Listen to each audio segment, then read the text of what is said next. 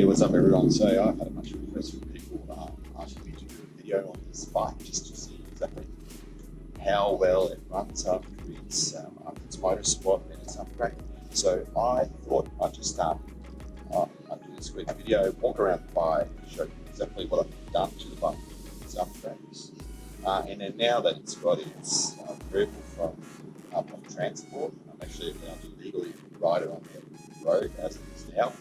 Taking a quick spin through the streets here, and then down the motorway, which is where this upgrade will shine the most, just to show you exactly how the bike does on 100k and down on the motorway, but also because I've got to go down to my street to get some jackets now that's coming in the summer and get myself a little bit of a ride. Right, that's all. As most people will probably be aware, the Honda Monkey, as you see her here, is essentially a Honda Grom. She normally has a 125cc motor, and this bike's been swapped out with a 250cc from a 2013 CBR 250RA. So that's a 250cc motor in place of the air-cooled 125cc motor.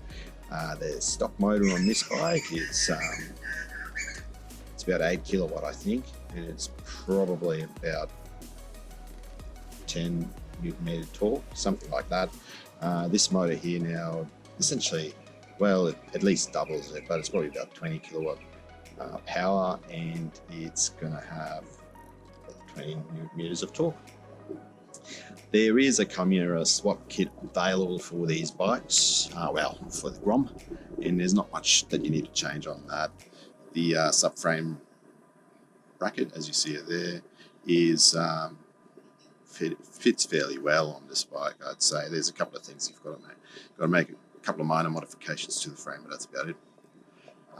The thing that of course stands out is on this bike, the front-mounted radiator for the water cord. And if you know your monkeys well, you know that normally this front mud guard sits up much higher. There is a Takagawa low front guard kit available, and I just used that to bring the front guard down, and then I fabricated some brackets for the radiator. Got myself some radiator hoses from Super Cheap Auto. The other thing with this bike is that of course the drive is new, so there's an upgraded chain, front and rear sprockets. So the front sprocket's 15, the rear sprocket's 30. That's fairly close to the factory ratio, but I've still got a speedo healer in there just to get it exactly spot on. What else is there to say? The air intake itself, will probably better off seeing that from the other side. So you've got a new filter there, and the throttle body from the 250 sits in a completely different position. And for that to happen, there's a throttle body elbow there, which also moves the injector into a new position. Throttle cables still seem to work okay. And that throttle elbow, that's a 3D printed elbow. All these things you can buy from Steady Garage, big shout out to them. Or you can probably find sort of similar versions of them on eBay and through the forums and save yourself a bit of money. I did buy a fair bit of stuff from Steady Garage, but the actual adapter bracket for the motor and the elbow I bought from other people online, mostly from the US. Other things that need to be adjusted is both the brake pedal and the shifter on the other side. They're not factory. They just need to be adjusted so that they fit on the motor. And then you can see there, I'm an absolute novice when it comes to welding, and that exhaust there, that's cobbled together by me. It works, but it's not pretty. It does its job. Eventually I'll get someone to knock me up something slightly nicer. Equally, the front-mounted fan. The fan's had its polarity reversed and it's mounted to the front, but the spaces are a bit dodgy. I'll have to do something different there. Just nice to have something a bit more permanent. Look, that's really about it. Oh, well, got to talk about the coolant overflow bottle. It just, I don't know if you can see that there. I'll have to adjust the camera a bit. it just fits in the back there behind the muffler. Just lucky that. The wiring harness itself is off the CB250RA, and that has wiring connectors also for the ABS, but it's actually been very tricky to get the ABS working reliably. At the moment it does work, but intermittently throws a fault. So you'll see it when I'm riding it, the ABS fault light will be on, because I haven't quite worked out exactly how to get that right. I think it's something to do with the speedo healer, probably. The exhaust itself is fairly heavily muffled at the moment. Of course it has to be to pass transport main roads regulations.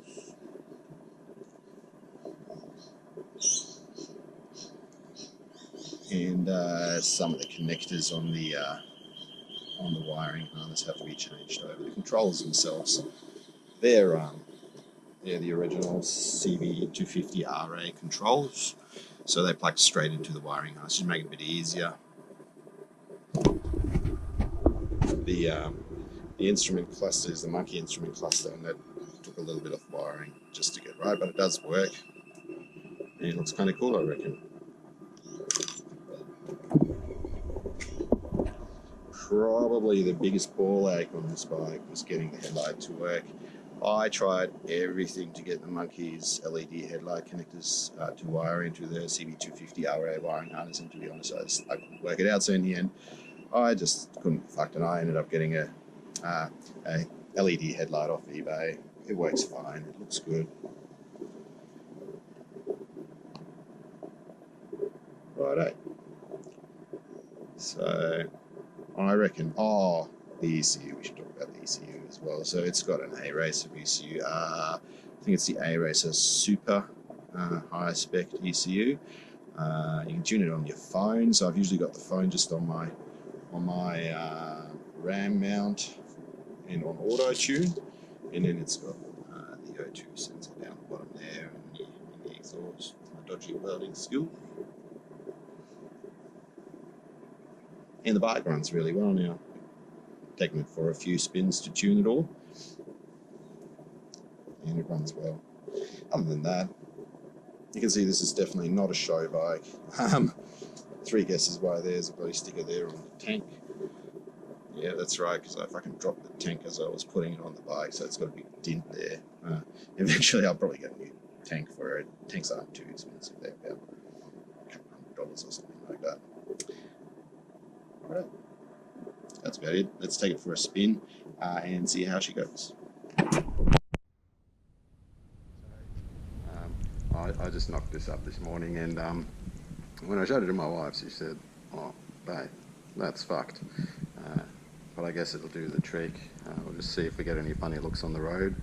I've also got to say that I don't have a microphone in this helmet, so I won't be talking while I'm riding along. But then you can just enjoy the sound of the bike in its current sort of muffled state. Alright, let's go for a ride.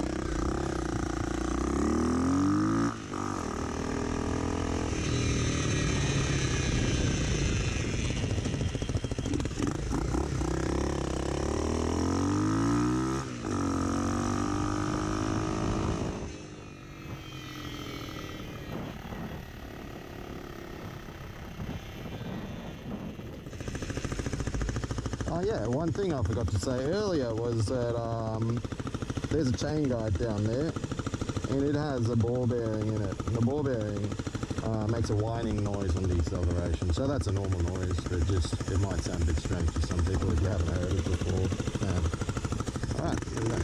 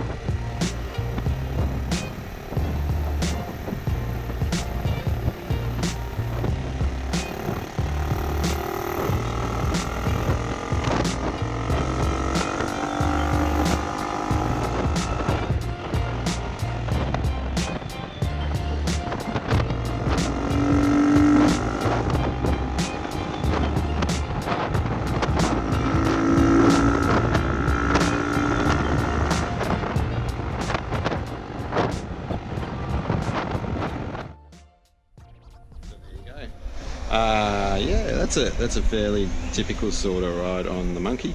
Other than me missing a second about half a dozen times. It's probably just because the shift lever is still a little bit too high for my foot. I'll have to adjust that a bit. Maybe I'm just a shit rider. What I thought we might do, because I've got a bit of battery and a bit of memory still left on this camera, is we'll be a bit cheeky and take the baffle out of this muffler and turn on the backfire on the A-Racer and take for a quick lap around the neighbourhood.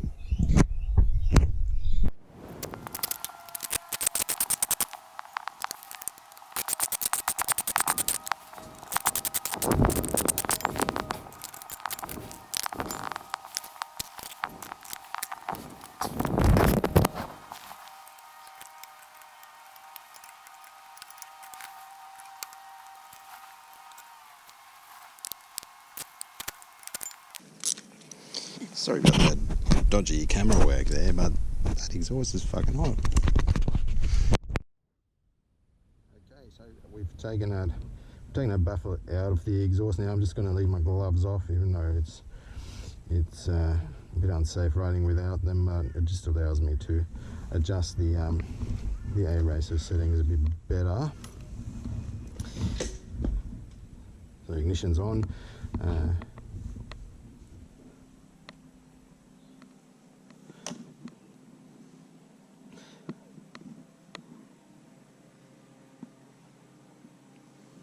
Just wait for that. Looks like it's synced up. Yeah, that sounds a bit different.